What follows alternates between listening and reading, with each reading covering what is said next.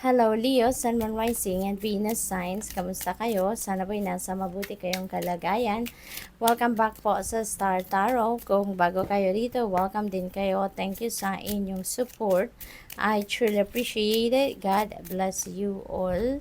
Leo po na mensahe ninyo, you know you can do it. 'Di ba? Kaya be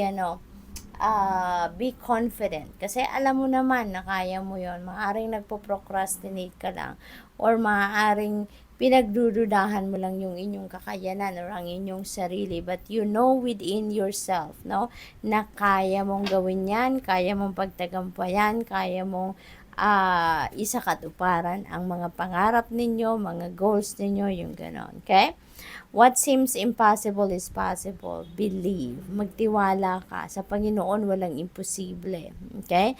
Walang imposible. Kahit nga sa akala ninyo, talagang sobrang imposible naman to. Wala namang ganon. 'Di ba? Pero, pag in-offer ninyo yan sa Panginoon, no? Magugulat ka na lang na minsan, pag sinurrender natin ang kung ano man ang concern natin sa Panginoon, minsan nagugulat na lang tayo dahil binibigay sa atin, 'di ba? One day, 'di ba, na-amaze na lang tayo na, oh my God, hindi ko sukat akalain na posible pala to, 'di ba? So what else we have? Your dream is a message from your loved ones. Ayan. So siguro mayroon kayong mga panaginip lately, no?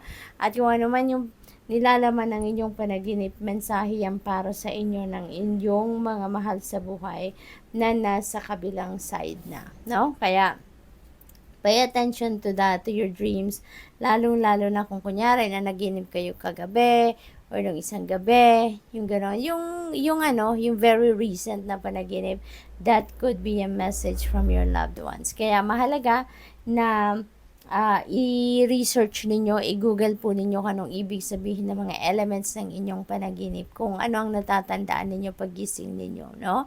Yung mga kulay na nakita ninyo, kung mayroong mga animals, or kung ano pa man, mga bagay-bagay, no, na natatandaan nyo pa na nakita ninyo sa inyong panaginip.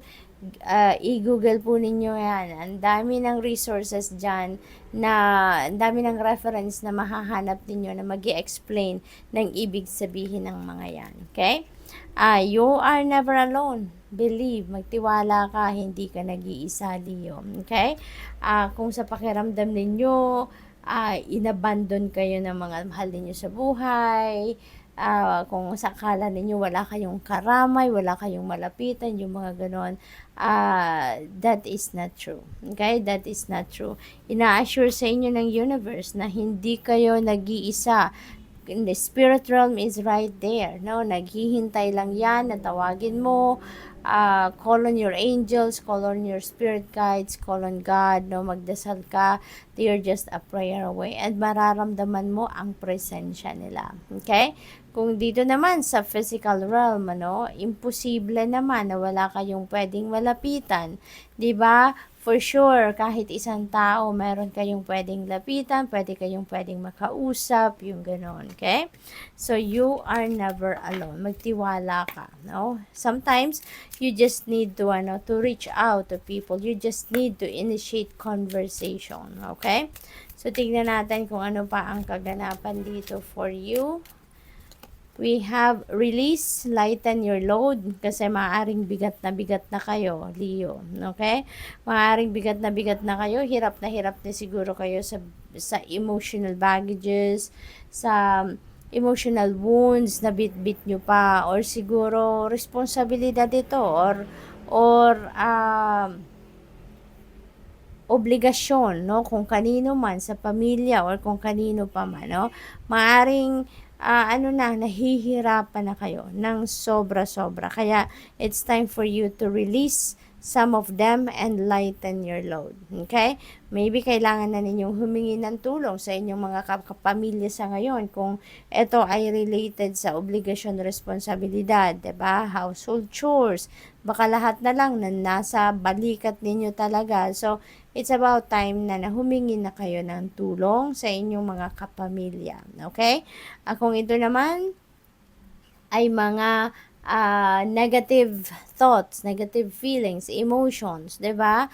It's about time na na-let go nyo na yan kasi negative energy yan eh, 'di ba? Hindi yan makakatulong sa inyong sitwasyon sa kahit ano pa mang bagay, no? Or ano pa mang kalagayan ninyo. Negative energy is not going to help you in any way. Kaya mas mabuti na lang tanggalin nyo na yan sa buhay ninyo so that you can make room sa buhay ninyo for newness. 'Di ba? You can, pag nag-let go kayo ng mga hindi na talaga na kailangan naman sa buhay ninyo, magkakaroon kayo ng space sa buhay ninyo para mag-welcome kayo ng bago na makakatulong at mapapakinabangan ninyo. We have forgiveness. A crushed flower still gives up a sweet scent. Forgiveness is maybe yun ang pagdidesisyonan din ninyo sa ngayon. Maaaring handa na kayong magpatawad. Maaari din na handa na kayong humingi ng tawad kung kayo man ang kailangang humingi ng tawad. So, that is really good kasi you're choosing love sa ngayon. You're choosing love. Mas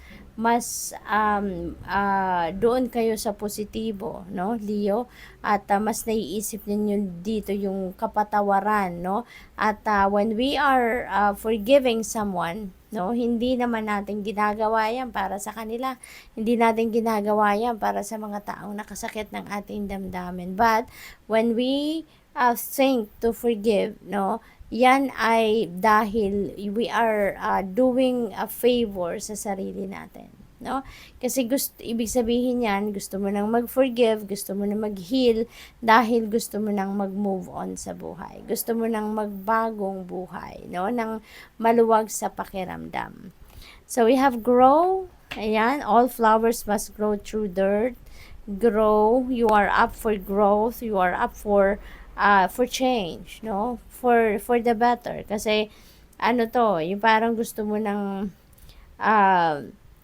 mag-evolve into the best version of yourself, 'di ba? Kaya that is also, isa pang mangyayari din, no? When you forgive. Kasi you're moving forward with your life, you're moving on, therefore, you are up for growth, you are up for change, for the better. So, what else? We have dream. Have a cup of tea in a garden and find yourself in a good book. Ayan. So, yung dream na to, parang yung pangarap, no? Yung pangarap ninyo. So, never stop dreaming. Yan ang na-pick up ko dito for you, Leo. Yung pangarap natin, libre naman yun, diba? Libreng mangarap, ika nga. All we need to do is to support, no, our dream, diba? Kasi, mananatiling panaginip lang natin yan, diba? Sa buhay, mananatiling pangarap na lang natin yan if we are not going to take action towards that. So, mas magandang mangarap tayo and at the same time, isipin natin kung paano natin ma-experience yung mga pangarap natin. Paano natin magagawang dalhin yan sa ating realidad, 'di ba? Para ma-enjoy nyo naman, 'di ba, ang inyong pinangarap. So, good luck and that's all I have for you for today. Thank you for watching. Love and light. Namaste.